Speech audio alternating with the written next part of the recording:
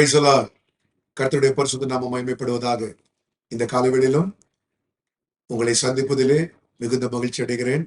இந்த நாளும் இயேசுவின் நாமத்தினாலே உங்களுக்கு இனிய நாளாய் அமைவதாக.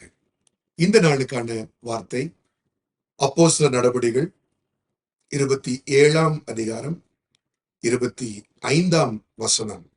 அப்போஸ்தலர் நடபடிகள் 27, 25. ஆனபடியினால் மனுஷரே, திடமனதாயிருங்கள், எனக்கு சொல்லப்பட்ட பிரகாரமாகவே நடக்கும் என்று தேவனிடத்தில் நம்பிக்கையாயிருக்கிறேன். கர்த்தருடைய பரிசுத்த நாம மகிமைப்படுவதாக. ஆம் பிரியமானவர்களே, இந்த நாளின் வார்த்தை உங்களுக்கு சொல்லப்பட்ட பிரகாரமாகவே நடக்கும். ஆமென்.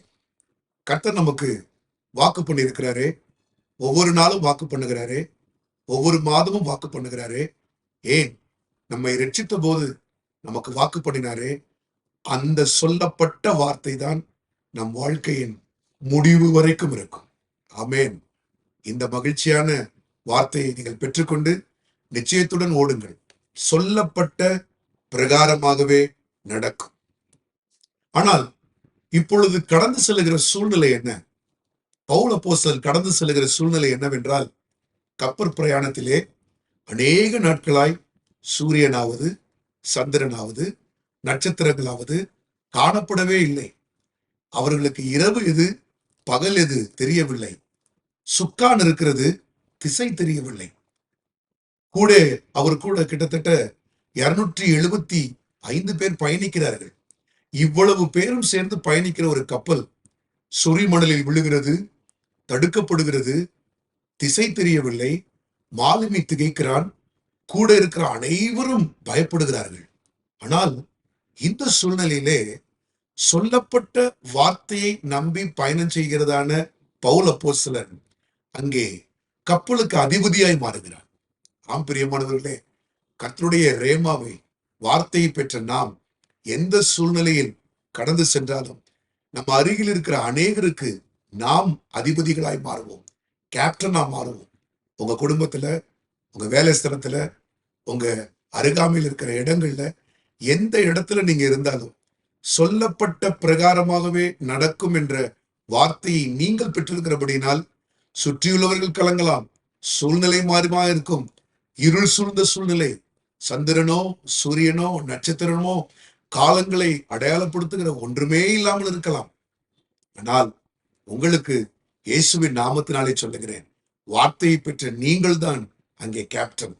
பாருங்கள், பவுல் அப்போஸ்தலன் சொல்லப்பட்ட பிரகாரமாகவே நடக்கும் என்ற நம்பிக்கை கொண்டிருந்து மற்றவர்களை திடப்படுத்துகிறார். என்ன சொல்லப்படுகிறது? இருளான சூழ்நிலையிலே பவுலின் காதுகளுக்கு மாத்திரம் அந்த சத்தம் கேட்கிறது. ஆம் பிரியமானவர்களே, இந்த உலகத்திலே அநேக சத்தங்கள் நம்மை சுற்றிலும் உண்டு. மனுஷ சத்தங்கள், அதிகாரத்தின் சத்தங்கள், படைபலத்தின் சத்தங்கள், பணத்தின் சத்தங்கள், பொருட்களின் சத்தங்கள், இவ்வளவு சத்தங்களின் மத்தியில் நமக்கு தேவ சத்தம் உண்டாகிறதா? அதை நம் காதுகள் கேட்கிறதா? ஆம், இந்த காலவேளையிலும் அந்த சத்தத்தை தான் நீங்கள் கேட்டுக்கொண்டிருக்கிறீர்கள். இந்த சத்தம் நமக்கு உண்டாயிருந்தால் போதும். தேவன் நிச்சயமாகவே இருளான சூழ்நிலையிலே நம் கரத்தை பிடித்து நேரான பாதையிலே நடத்தி கொண்டு செல்வார். பயப்பட வேண்டாம், கலங்க வேண்டாம், தைரியமாய் செல்லுங்கள். உங்களுக்கு சொல்லப்பட்ட பிரகாரமாகவே நடக்கும். பவுலுக்கு சொல்லப்பட்டதே, பவுலே, நீ ராயனுக்கு முன்பதாக நிற்க வேண்டும். ஆம், அந்த வார்த்தை தான் பவுலுக்கு சொல்லப்பட்ட வார்த்தை. ஆனால் இப்பொழுது பவுலுக்கு நடக்கிறதான துன்பங்கள், உயிர் சேதம் நடந்துருமோ, பிராணச்சேதம் நடந்துருமோ? அங்கே ஒரு வார்த்தை கொடுக்கப்பட்டது, கப்பற் சேதமே இல்லாமல் பிராண சேதம் ஏற்படாது.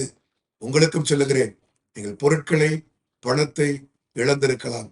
ஆனால் உங்களுக்கு சொல்லப்படுகிற வார்த்தை, உங்கள் ஜீவன் இன்றைக்கு காக்கப்பட்டிருக்கிறபடினாலே நிச்சயமாக இழந்ததையும் பெறுவீர்கள், மக்களையும் அரவணைத்துக் கொள்வீர்கள்.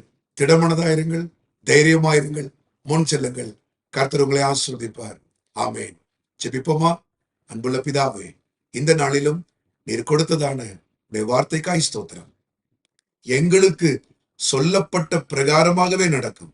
ஆம் கர்த்தாவே, நீர் சொன்னதான அந்த வார்த்தையை நாங்கள் பிடித்துக் கொள்கிறோம், நம்புகிறோம், 100க்கு 100 நம்புகிறோம். எங்கள் தேவன் அதை எங்கள் வாழ்க்கையிலே செயல்படுத்துவீர். உமக்கு கோடி ஸ்தோத்திரம். யாரெல்லாம் திகைத்து போய் பயந்து போய் சூழ்நிலையை பார்த்து அச்சப்படுகிறார்களோ அவர்களுக்கு இந்த காலைகளிலே நீர் ஞாபகப்படுத்தின உடைய வாக்கு தத்துவத்திற்காய் ஸ்தோத்திரம். அதன்படியே உடைய பிள்ளைகளை கர்த்தரே நடத்துங்கப்பா. ஆசீர்வதிங்க. துதி, கனம், மகிமை எல்லாவற்றையும் உமக்கு செலுத்துகிறோம். இயேசுவின் நாமத்தில் கேட்டுக்கொள்ளுகிறோம் நல்ல பிதாவே. ஆமென். God bless you.